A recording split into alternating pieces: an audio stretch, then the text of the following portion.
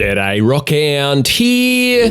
I'm delighted today to bring you an exclusive question and answer session I was lucky enough to have with Embark Studios co-founder Rob Runesson. There are some great answers from Rob in this Q&A, and there are some direct questions that I asked him about what I guess you might call some of the community's concerns about the game that I've seen, specifically over the last week of the closed beta. Now, there are some things he obviously couldn't give too much away about, but I'm going to go through all his answers and give you my thoughts about his responses where it makes sense as well. I'm sure you guys want as much info as possible about the finals from the developers. Speaking of that, before we dive into the Q&A, I wanted to mention one of the things about the game that I actually forgot to mention in my game review previously, and that's that the finals is now running on the UE5 engine, which came as a bit of a surprise to me when I heard about it. Embark Studios is clearly keen to push ahead with the new tech. Anyhow, let's get right into the Q&A.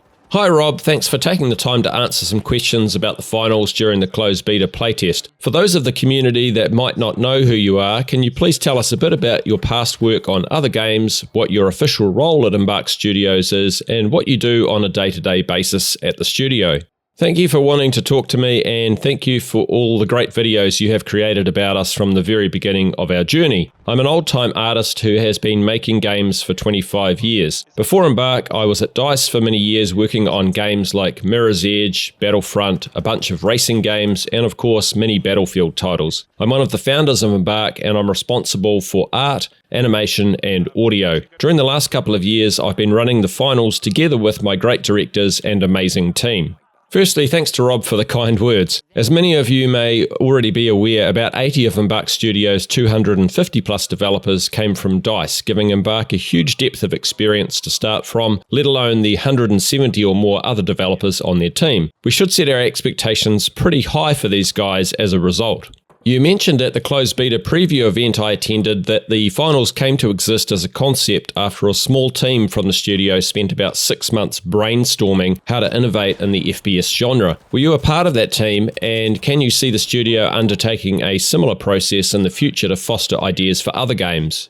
I've been part of the project from day one together with Gustav Tillaby. We put together the initial pitch with Patrick and Stefan. We had a clear vision and we know what we wanted to do. I can absolutely see Embark using a similar process in the future. It's been so much fun to build a game this way. How do you feel the closed beta for the finals is going so far? I'm so happy. People are having fun, people are laughing, and it seems like a lot of people are loving the game. Of course, we have a lot of work ahead of us. This is just a closed beta, and we are getting so much valuable feedback from the players, feedback that we're listening to, implementing, and adapting into our future plans. I'm happy to hear that Rob and presumably the other game makers at Embark are happy with how the closed beta is going, and I think it's true that people are having fun in the game and enjoying it, except for a few annoying bugs and some middling performance here and there or gameplay misbalances. Also great to hear that all of our feedback as a community is valued by the Embark team. Pre-release playtests come in quite a few forms these days, from betas being a chance to showcase a near-finished game, which actually seems the most common, to what might be called more traditional betas where a lot of the game is still being worked on. Where does the finals closed beta sit in that range, and can we expect many changes between now and the final game? No pun intended.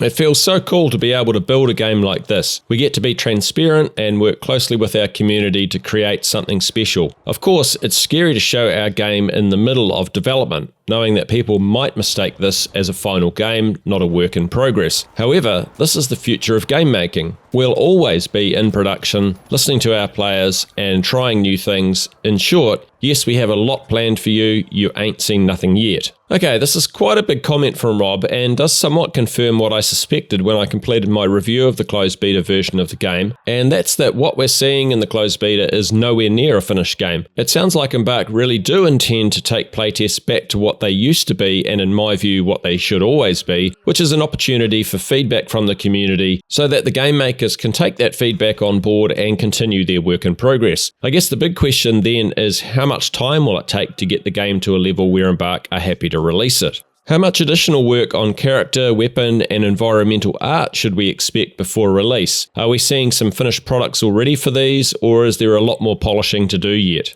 Nothing is polished yet, though some of the assets already hold up pretty well. This is all thanks to the team and to the tools that they have built. We're able to create things at a rate and level I have never seen before, but you can expect to see changes in all areas from design, gameplay, UX, characters, maps, audio, etc. This is just a closed beta.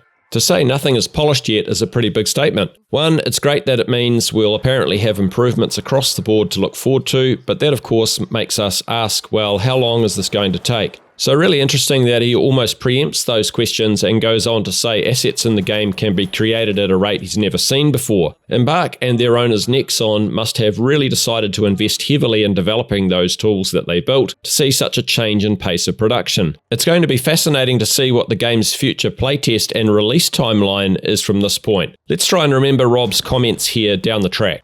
How many bug fixes and changes have the team made to the game since the closed beta started?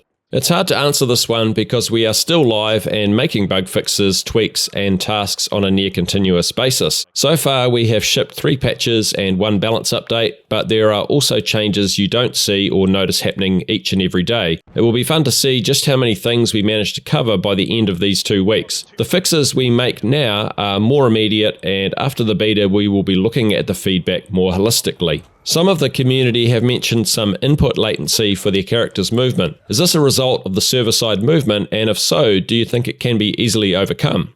We are aware of tons of optimizations and bug fixes, and I'm really eager to resolve these. Running a test like this really helps us to figure out what the players really need and what issues they are seeing. Okay, Rob didn't really give any specifics here. We can only assume that they're now very aware of the community's concerns about improving latency, and that they'll hopefully be focusing on that between the end of the closed beta and the next playtest. Frame rates for many players seem to be around the 100 mark or even lower sometimes. Are you concerned about that, or do you expect that to improve significantly for later iterations, if there are any, and the released version of the game? Again, it's important to keep in mind that this is a closed beta and we have a ton of optimization work ahead of us. We will continue to optimize the game, and this playtest helps us find so much useful information about performance that we never could have done without you. I've almost got to add to Rob's comment here that it's been really cool to see the volume of feedback, both positive and negative, being passed back to Embark during the playtest. The community seems pretty invested in wanting Embark to know what needs work, which really makes this kind of old school beta testing work very well, so GG to the community. Various levels of global illumination from none, static, to high level are the current RTX options in the game. Can we also expect ray traced reflections to be added? For now, I'm not going to make promises. You have to stay tuned. So it sounds like we'll just have to wait and see if ray traced reflections make it into the game or not. Will interchangeable weapon sights be added to the game, and what sort of additional modifications to weapons will we be able to make, if any? We have a lot planned for all of you, however I will not spoil any of the upcoming content. I don't think you will be disappointed. Well, again, not giving anything away with his answer here, it does sound like there's a good chance we might yet see a lot more gun modification options like interchangeable sights added to the game, which I think would be great. Surely I'm not the only person that likes putting a 10 times optic on an M60, right?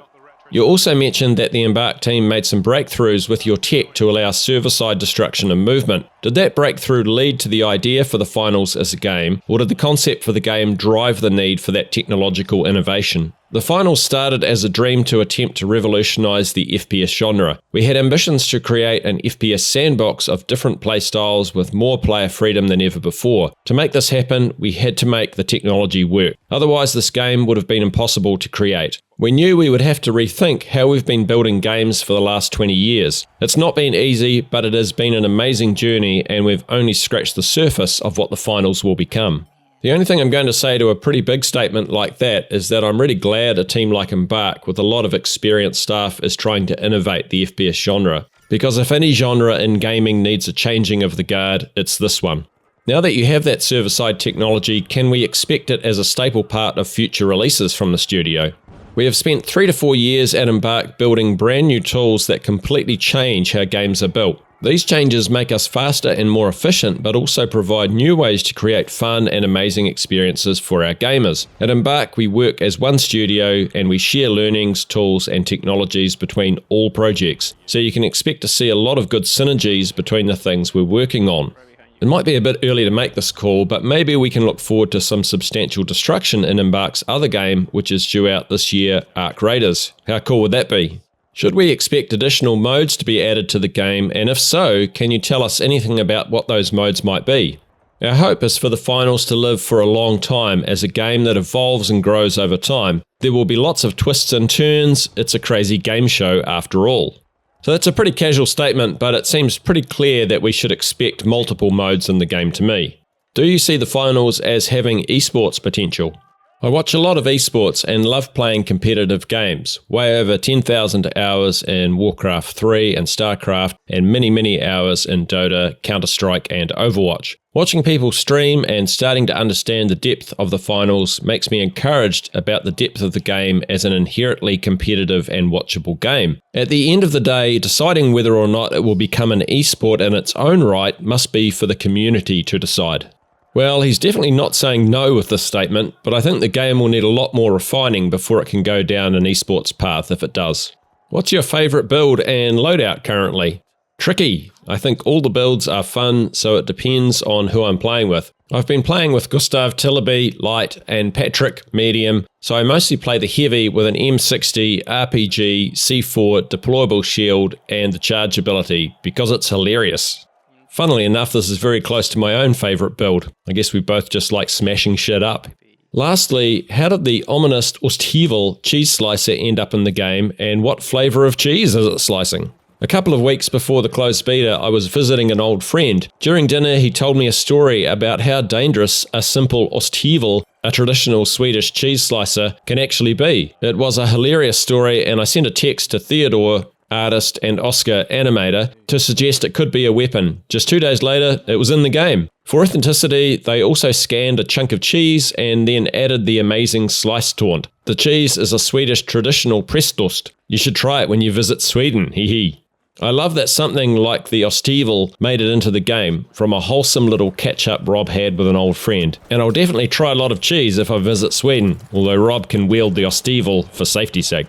And on that cheesy note, that wraps up the Q&A. A huge thanks to Rob Runesson for taking the time out of his busy schedule to answer all of my questions, especially right in the middle of the closed beta for the finals. Let me know what you think about his answers in the comments below. Did this Q&A change or confirm your current views about the finals at all? Did anything you hear come as a surprise? If you found this video helpful, please share it for others to watch. Thanks for watching. Enjoy the rest of your day. Kia kaha. Stay strong. Everybody knows world ain't right. Down on your knees, get up and fight.